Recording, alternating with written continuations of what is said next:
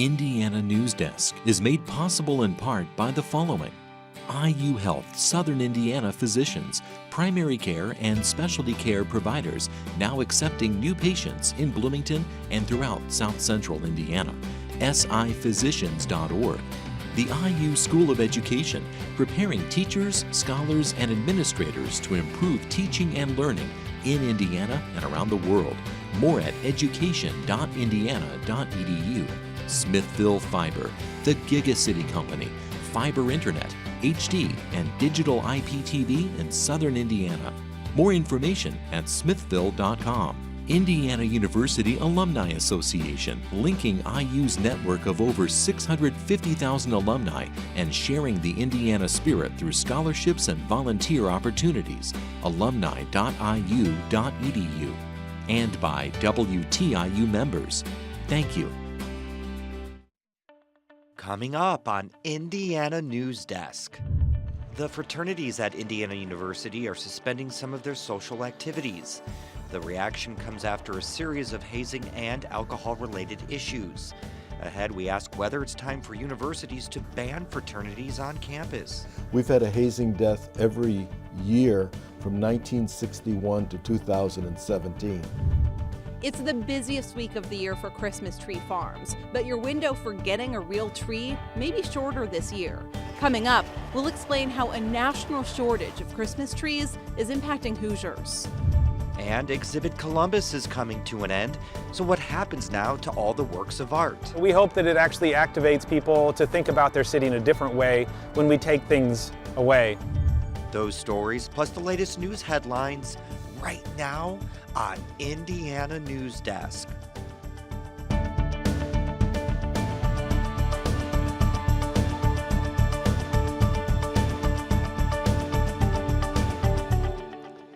Welcome to Indiana Newsdesk. I'm Joe Wren.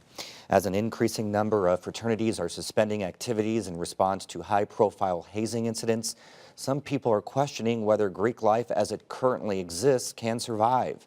Indiana University's Interfraternity Council is the latest to temporarily prohibit some alcohol-related activities. The decisions are putting mounting pressure on Greek organizations to make long-term changes. The long line of fraternity houses on Bloomington's East 3rd Street will be a bit quieter, at least through February. As part of a growing national movement, Indiana University's Interfraternity Council decided this week to temporarily suspend social activities involving alcohol for all frats. And an advisor will have to be present during all new member activities. In a statement, IFC President Andrew Cowie says he hopes to create a more positive atmosphere for fraternities on campus. The decision comes after several high-profile hazing and alcohol-related incidents at other universities resulted in student deaths or injuries. Over just the past 2 years, 6 IU Greek organizations faced disciplinary action.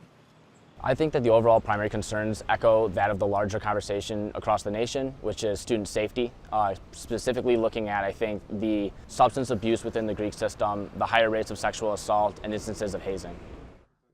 Hank Newer is a journalism professor at Franklin College who studies hazing. His latest book on the subject will come out next year. Newer says it's significant IU's Interfraternity Council initiated the suspension rather than the university. That's happened perhaps once or twice that I've heard of. It's very, very rare, and I would commend the Fraternity Council for doing this so that they can take a step back and evaluate the issues. Newer says a growing number of people are calling for Greek organizations to be banned on college campuses.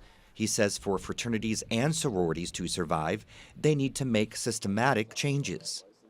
Kind of what I recommend is that the undergrads would meet with their responsible alumni and kind of look at the governance of the group.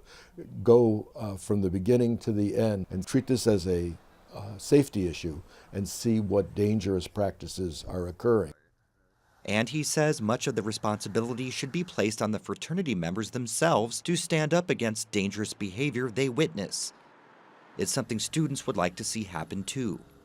I think education is really important, so I would love to see bystander intervention training, more awareness and programming about sexual assault prevention, as well as substance abuse such as alcohol or prescription medicine. I think that those should be mandatory for all new members. Newer says hazing incidents are also common among sororities, but the types of activities are less dangerous. He says instead of being pressured to drink excessive amounts of alcohol, sorority pledges are often pressured to do things like lose weight. Governor Eric Holcomb is directing the Indiana Excise Police to issue warnings to stores selling cannabidiol or CBD for the next 60 days. That will give them a chance to remove products that contain THC from their shelves.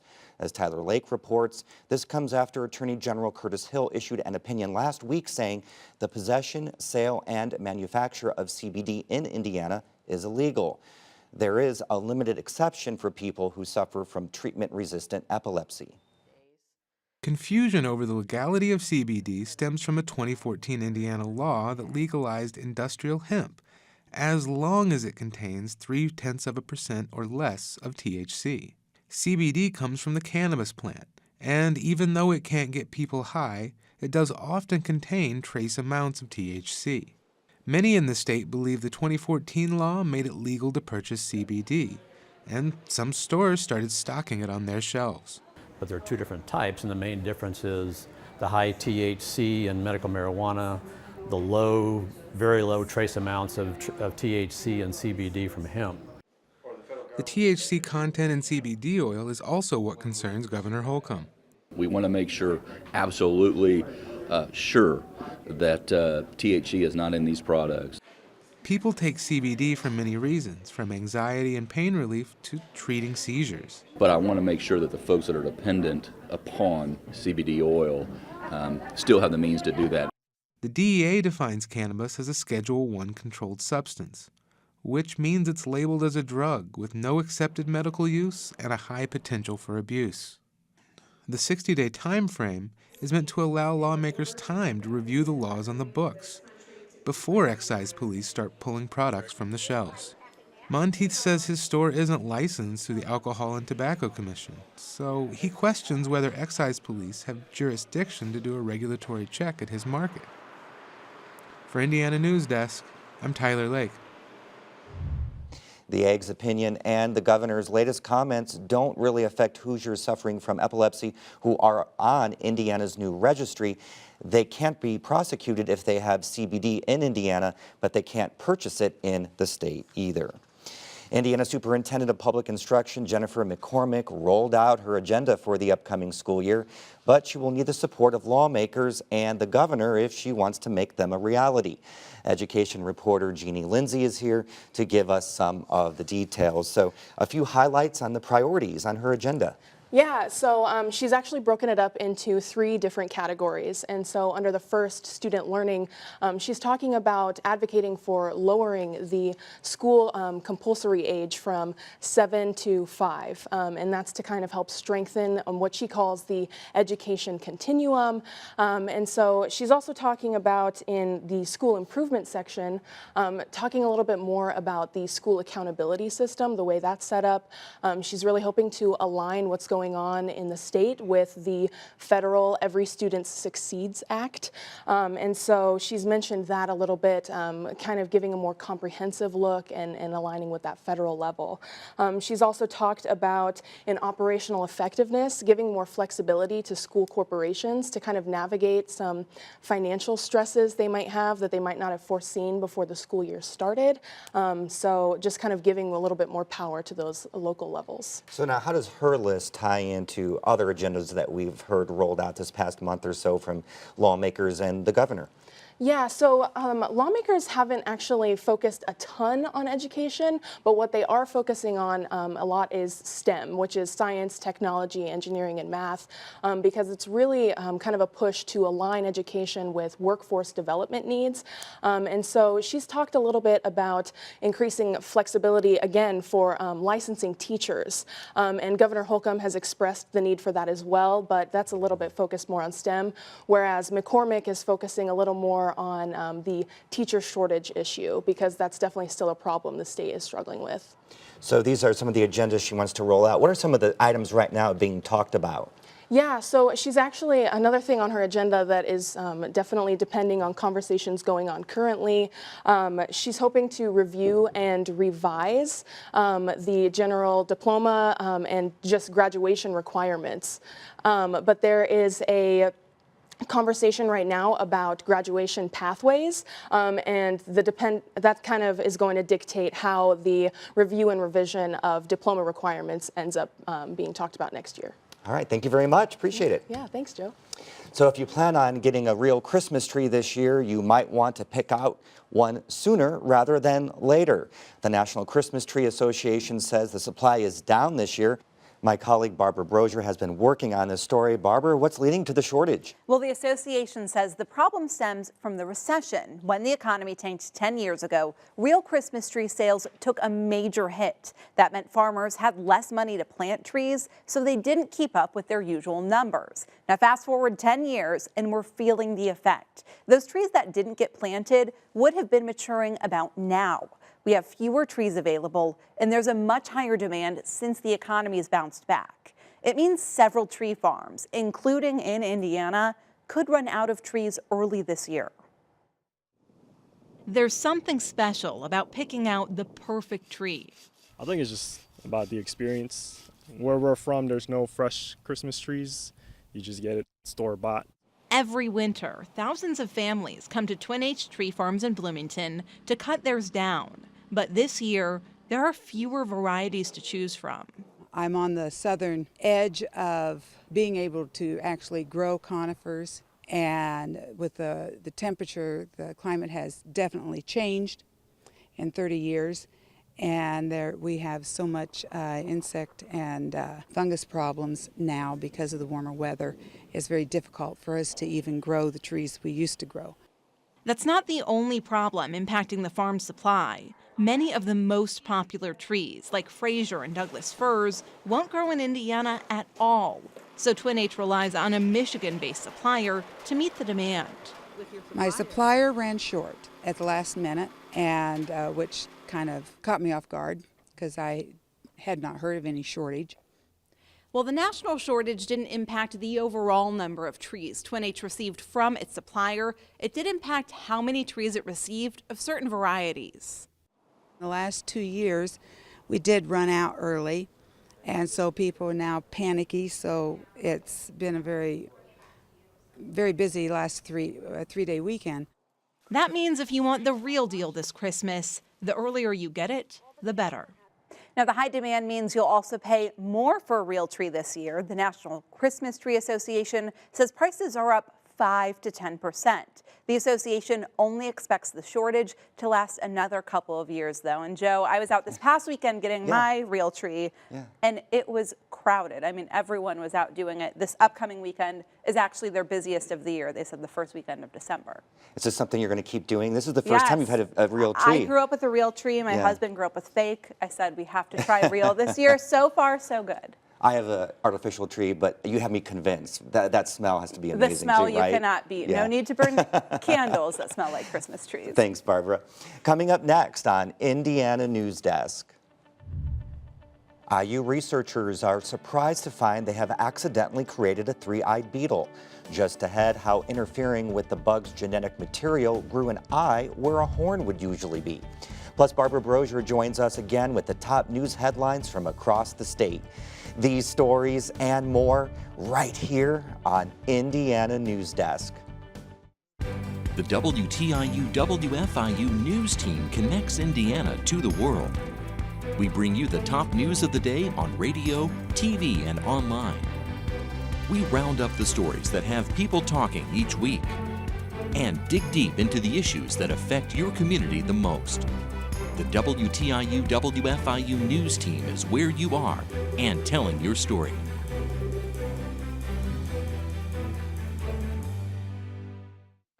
$10,000. 15? 15, you think? 20, 21,000? 600. 20.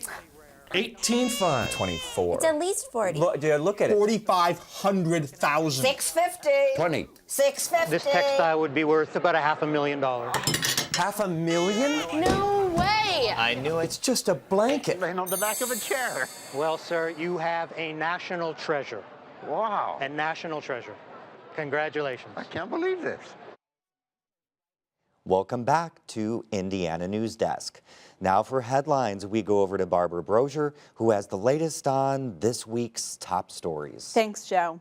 More than 2,500 sexual assault evidence kits are sitting untested at police departments across the state. That's according to an Indiana State Police review, which lawmakers requested earlier this year.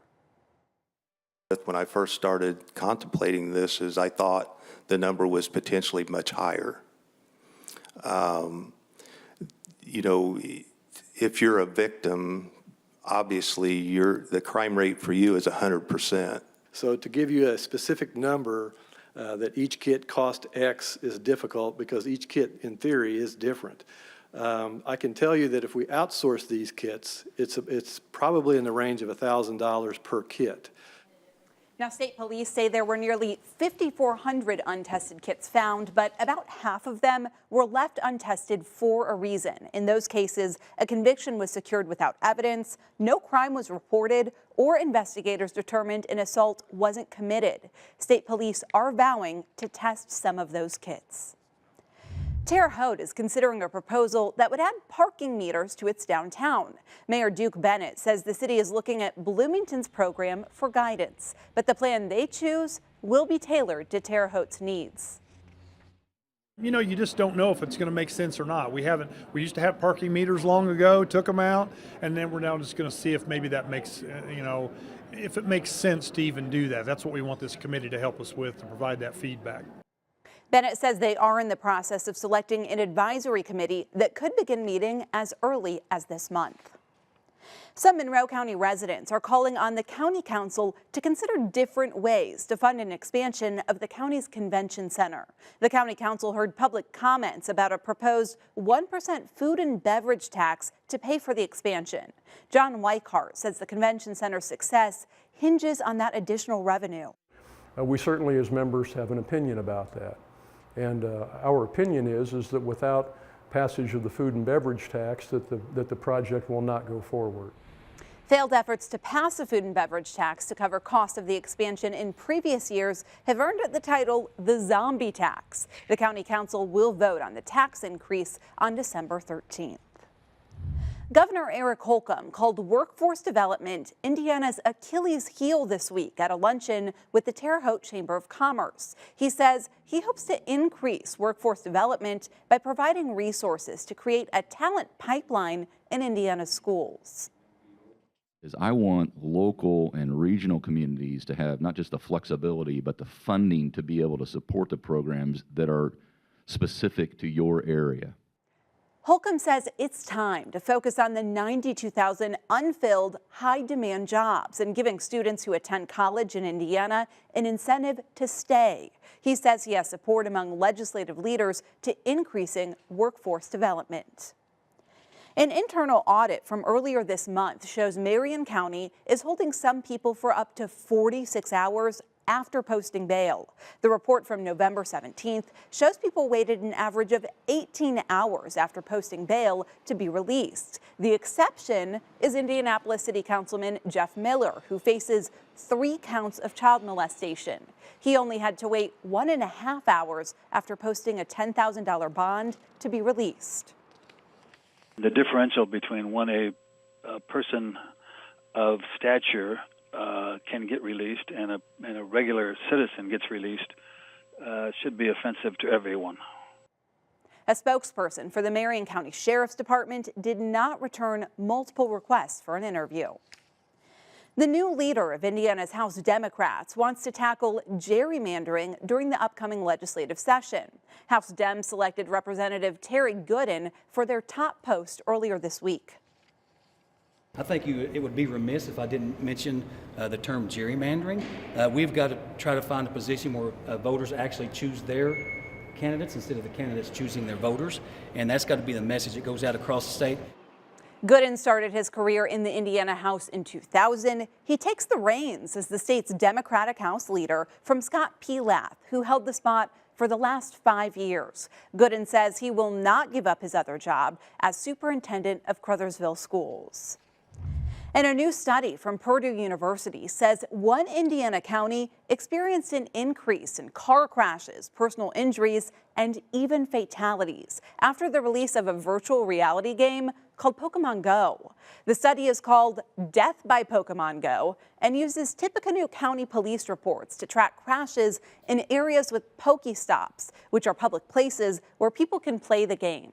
The study says after the game came out last year, the county experienced an increase of 134 crashes over about a 5-month period. Researchers say in addition to a 25% increase in personal injuries, there were also 2 deaths related to the game.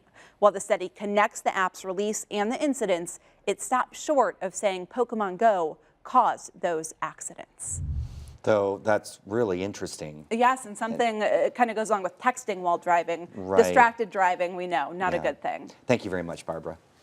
A team of IU biologists says an accidental discovery could have huge implications for the study of evolutionary biology. Sophia Salaby has more. Indiana University biologist Armin Moczek describes the horned dung beetles he studies as looking like small coffee beans. The ones he's showing us look just like regular beetles with 6 little legs and a shiny black body.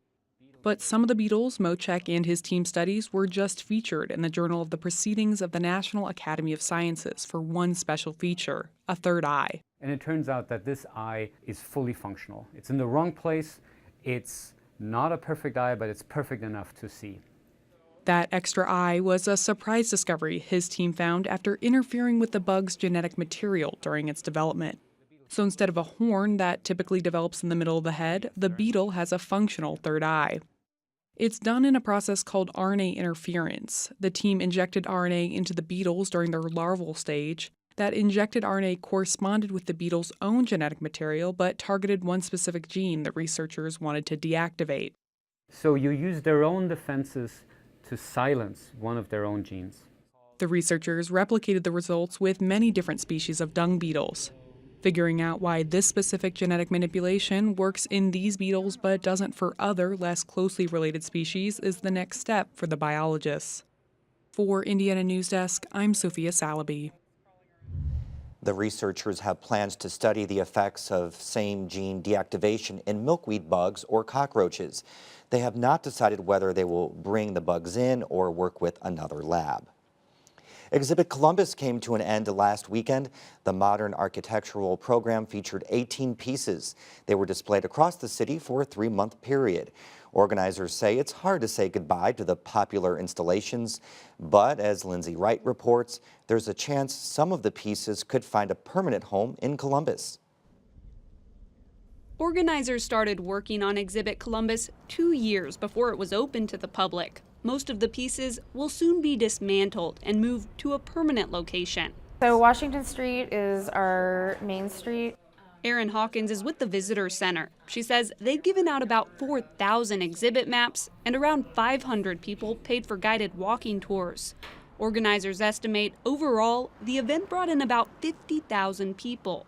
Just traffic, the number of people coming through our Visitor Center has increased by 78%. During that 3-month period that the exhibition was running. Local businesses also saw an increase in foot traffic.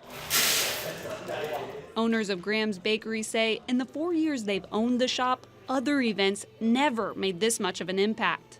We had a couple from Philadelphia that was here and they stayed for like a week just to do Exhibit Columbus. That's it. The theoretical foyer is on the corner of 7th and Washington Street. It displays brightly colored bricks that were actually made in Columbus. It's just one of the installations that'll stick around through next year.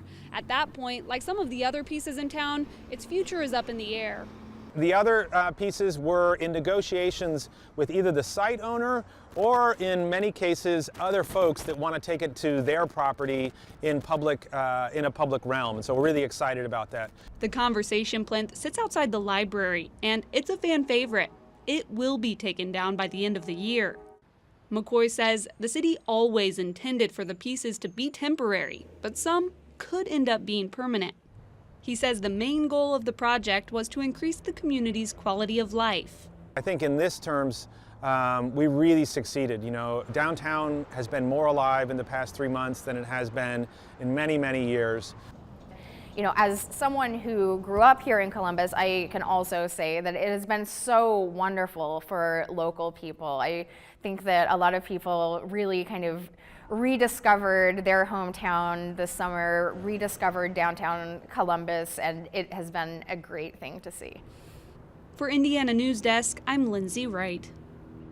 Organizers say Exhibit Columbus doesn't end here. It will be an annual event. And the Indiana Department of Natural Resources is giving you the chance to watch baby barn owls grow up. A live video broadcasting 24/7 takes you right inside the nest. And that's the end of this program. More online at WTIUnews.org. Have a great weekend.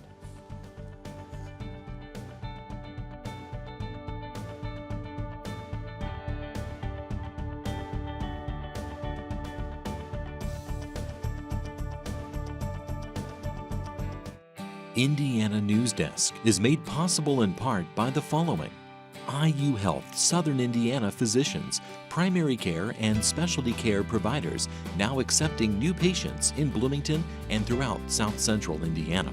siphysicians.org. The IU School of Education, preparing teachers, scholars, and administrators to improve teaching and learning in Indiana and around the world. More at education.indiana.edu. Smithville Fiber, the Gigacity Company, fiber internet, HD, and digital IPTV in Southern Indiana. More information at smithville.com. Indiana University Alumni Association, linking IU's network of over 650,000 alumni and sharing the Indiana spirit through scholarships and volunteer opportunities. alumni.iu.edu. And by WTIU members. Thank you.